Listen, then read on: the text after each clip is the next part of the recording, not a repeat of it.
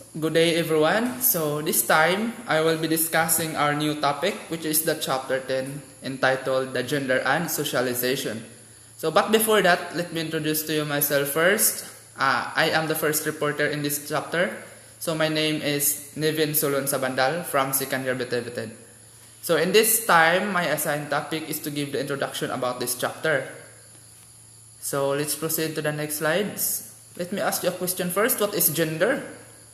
So syempre, way mo tubag. So gender, it is the behavior that we have learned which is usually associated with our biological sex. Right? For example, lalaki ako. Yung biological sex ko is lalaki.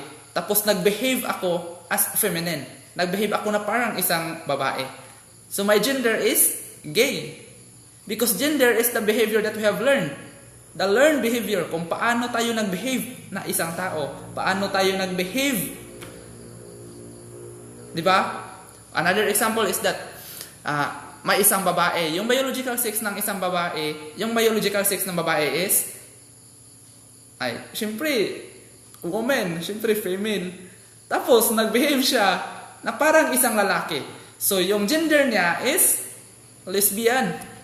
Diba? Paano nag-behave yung isang tao? Dito natin malalaman kung ano yung gender niya. Because gender is the learned behavior which is associated with our sex. So, next, let's proceed to the next one. What is socialization? So, from the word socialize, kung paano tayo nakikisalamuha sa mga tao, on how we comply the norms of that society. Kung paano tayo nakikisalamuha sa mga taong nakapaligid sa atin, di ba? Kung paano tayo nakikipag-interact sa kanila. That is socialization.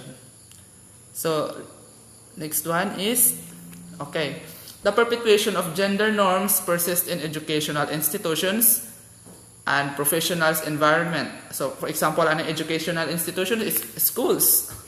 Diba? Dito natin mabubuo yung mga yung mga educational learnings. So, in this topic, in this analysis or in this chapter, dito natin malalaman kung how socialization helps to shape one's own gender.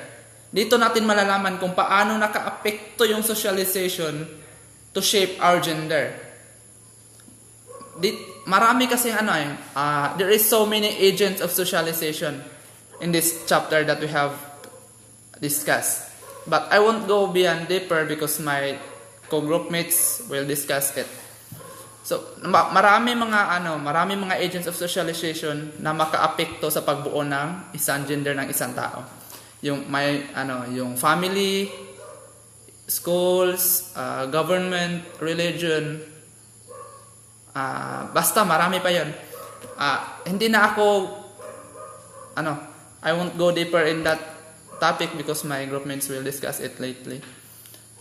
So, I think that's all for my part. Thank you.